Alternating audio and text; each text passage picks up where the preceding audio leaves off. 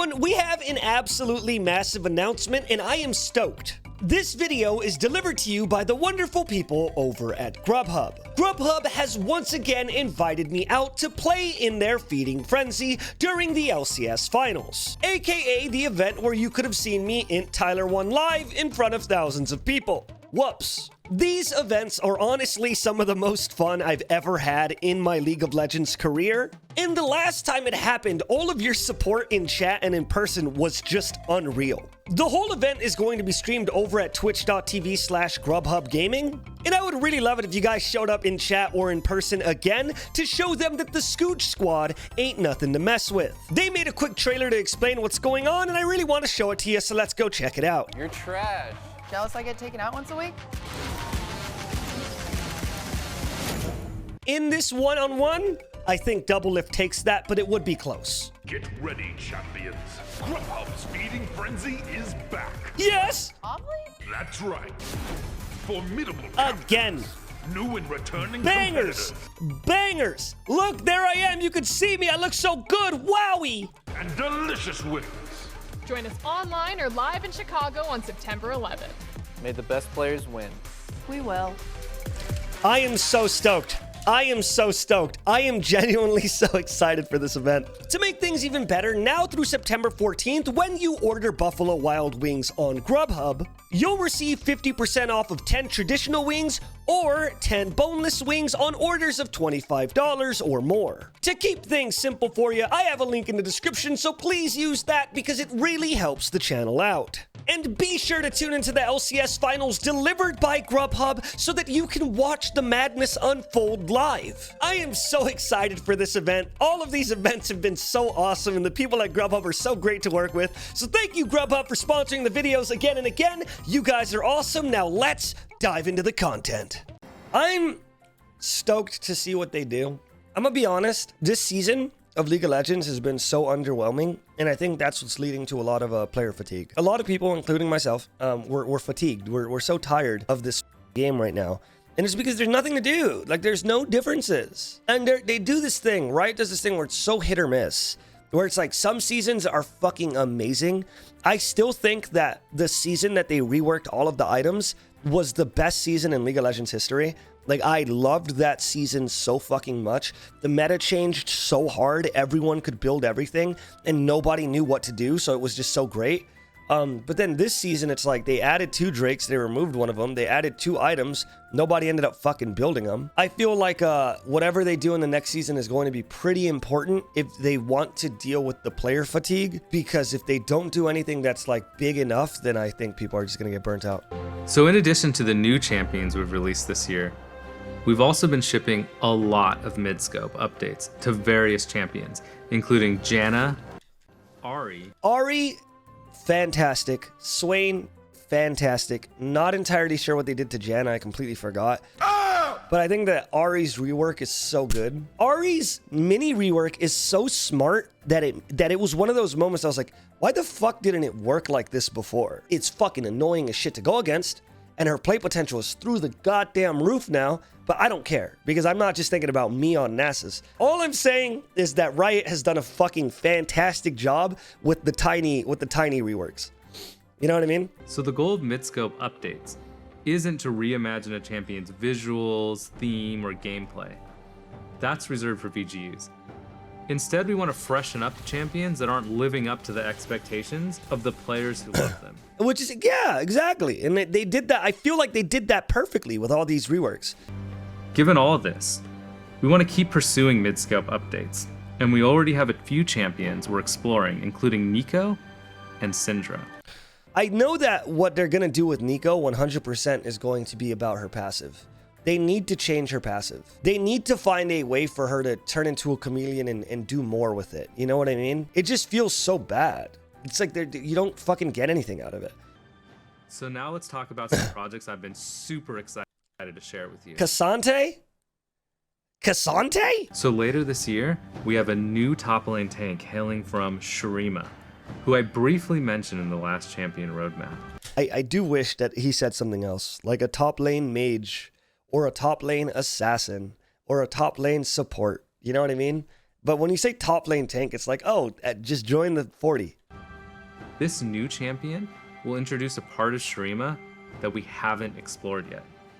Barima. Starts with a B this time. The city of Azuma. Fought one of the largest monsters the desert has ever known, creating his unique Entofos out of its rare regenerating hide. Entofos are huge, blunt weapons that can be used defensively, but at any moment, he can shatter them, revealing carefully crafted blades, capable of tearing through any foe in seconds. So it like swaps from being blunt to being daggers? That's kind of fucking sick. That's actually pretty fucking cool, no? Wow, that's insane. But you don't have to take my word for it. The entire city-state is basically permanently impressed by him. I mean, he's Kasanti, the pride of Nazuma. Okay. You don't get that title for nothing. Okay. All right. Like, okay. As much as I want to be like, whoa, that's so hype. I, as a casual, have never heard of Nazuma. So when I hear Nazuma, he's the pride of Nazuma. It's like, what the fuck is that? It's a new region. Yeah, but you get what I'm saying. It's like, why am I supposed to be impressed by that? If he was like the pride of Shurima, you know, and he's like the Shuriman warrior that everyone fucking loves, you know, and he was Kasante, the pride, then I'd be like, oh, whoa. Like, whoa, that's so cool that he is the pride. But when he says, like, we're introducing our new champion, Blue Jay, the pride of West Chi. He's the pride of West Chi, everyone. Everyone in West Chi loves him. It's like, I don't fucking care about West Chi. You could burn it down. I don't give a shit. Like, it doesn't really add anything. You just threw both of these things at me, bro. This champion sounds fucking awesome and I'm excited for him. But it's just like when you try to hype him up and then you go, hey, this village that you guys haven't even heard of, they like him. They just don't stop talking about him. This is the first time you mentioned them. They must not be that important then. Completely reimagine Asol's gameplay without changing his visuals or narrative at all. Since let's be honest, those aspects of Aurelion Sol are still amazing, even by today's standards. But I know what you're thinking. Less talking, Mr. Reeve, more action. And by action, we mean videos. Okay, fine. Twist my arm a little bit more, will you? Let's see this. Please show me Aurelion Sol, man. Show me Arsol, please. Such a fantastic and beautiful game design for a champion. Such a fucking phenomenal champion. And then they gave every champion in the game a dash.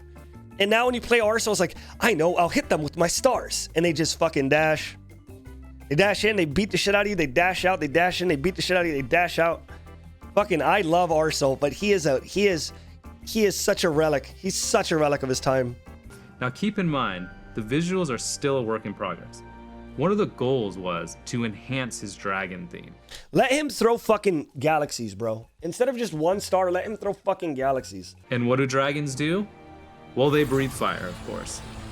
Asol's new Q allows him to breathe fire for as long as he has mana to do it. But I love it. Let's not. I love it, but I love it as from an in-game perspective. I absolutely love this. I can already tell you right now, this is going to be one of my favorite champions to play. But it's dumb for them to go, he's a dragon. Why don't we focus on the dragon? Yuumi, you see, Yumi's a cat. So Yumi's Q is she takes a nap. Yumi's Q is she actually goes on top of something high. She takes a nap. It's like the dragon isn't the important part.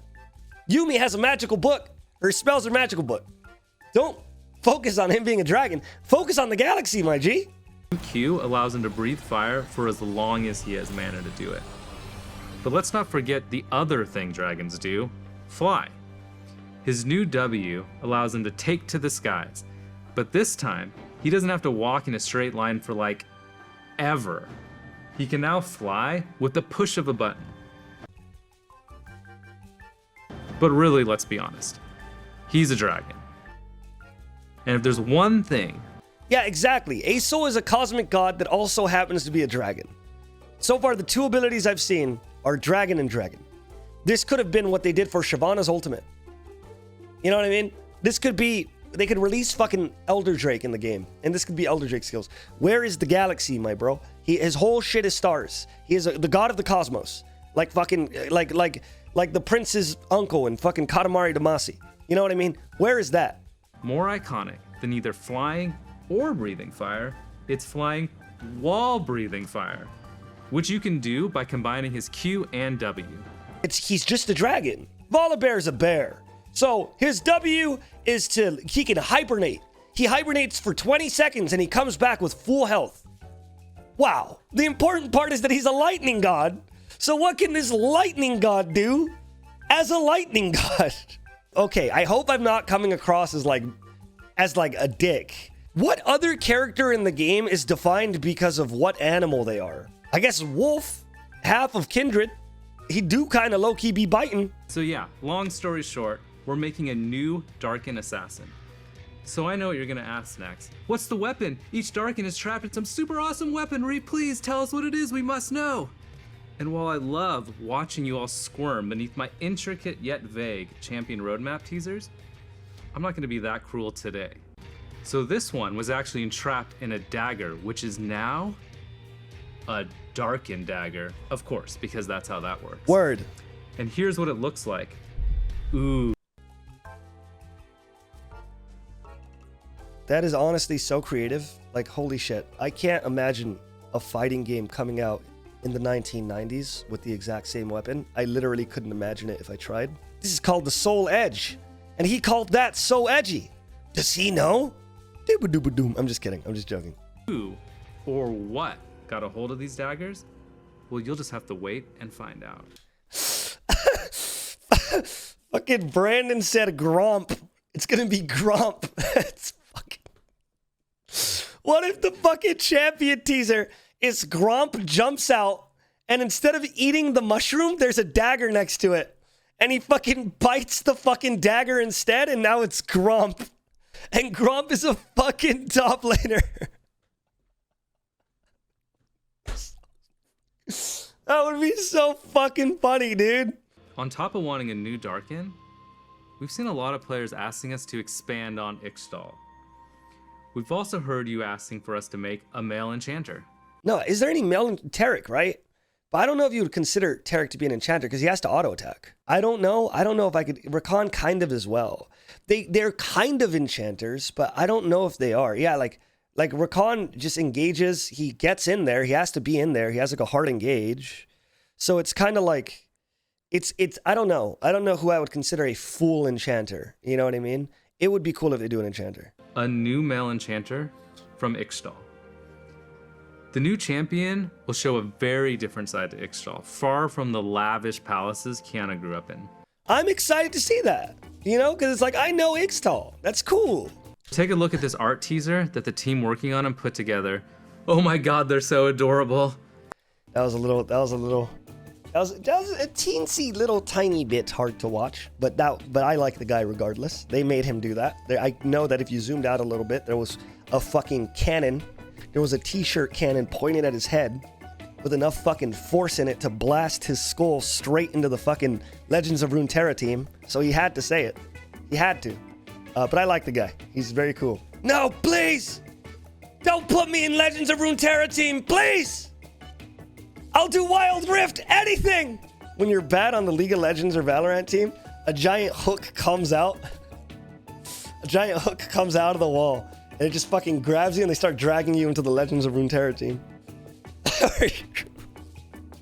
where you're doomed to work on the card game. I promise I'm not shitting on Runeterra. I'm just joking. But this is the most important thing.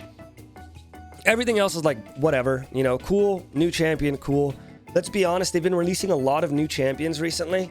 So it's like a new champion is exciting, but is it really that exciting? I hope that they actually do something to the game that changes things. But if they don't, you know, people are fatigued, and I feel like people are going to continue to be fatigued. It's actually so bad. It's actually so bad. We're making some small improvements to the vision system, as it's a bit outdated. Oh, okay, that's cool. I'm excited for that. It's not super clear that you can swap vision trinkets, and it's definitely not clear how you can best utilize them. To that, we're exploring ways to make vision trinkets more intuitive. You'll be able to see how many wards you have on the map and preview where they'll go when placing them in walls. It's actually so bad. There has to be something. There has to be something. So we're looking to make some changes to make jungling more intuitive. We're also looking at ways of improving jungle camp patience rules. The goal of this change is to make it so you don't get overly punished by accidentally pulling camps too far. You shouldn't have to know exactly what pixel to stand on to do. I like that they're fucking like that weird little patience bar thing is so weird. I'm not the biggest at the fan. same time without one resetting. I wonder how different it is. Let's see. The final preseason change we want to talk about today is the long-awaited return of everyone's favorite Drake, the Chemtech Drake. While we're bringing Chemtech Drake back from the dead, she won't bring you back from the dead anymore. Instead, the new and improved Chemtech Soul grants more damage and damage reduction when you're low health. That's really cool. I like that. And when the Chemtech Drake takes over the Rift, the plants on the map mutate and become empowered. For example, Scry's Bloom will grant movement speed when moving towards revealed enemies, and Blast Cone will take you further than ever before. Oh, that's sick though. Like from blue buff to mid lane. That's so sick. That's fucking awesome. I like that. That's a phenomenal change. Holy shit. That's sick. We still have other plans for preseason, including the usual updates and tweaks to items and runes. And we'll share more information about our plans for these and everything we discussed today as we get close to preseason. So as you can see, we have a lot of exciting things in development. And as always, I've had a blast finally sharing all this cool stuff the team has been working on with all of you. Wait. Yeah? So I'm hearing that there is one last thing we forgot to show you all. You all remember the skin line you voted for at the beginning of the year, right? Time for all of you to see some sweet concept art for the new Fright Night skins. That looks really good. That looks really fucking good. That looks really fucking good. That looks really fucking good. That looks really fucking good. They all look phenomenal. These are all fucking amazing. These are so great. Those all look so good. Is it wrong for me to worry that it might be another year where the most important things that come out are skins? Is it wrong? Because I'm worried. Because the most important things that came out this year were skins. In fact, this year, our main event was a skin line event. Instead of giving us something for Belveth, the mom of the void, hasn't it been like that for way too many years? When they did Spirit Blossom last year, we got Nexus Splits back, except it looked different. That was really cool. So, I mean, I hope Night Festival, that's what I'm saying. I like these events, but I'm kind of flinching at the idea that it's going to be like, oh, come join Chainsaw Draven in the Night Festival event this June. And instead of giving us more lore and cool shit about the game, it's like, Draven, wake up, rookie. We're going to the Night Festival event. Play 40 games to see the next part of the visual novel. Like,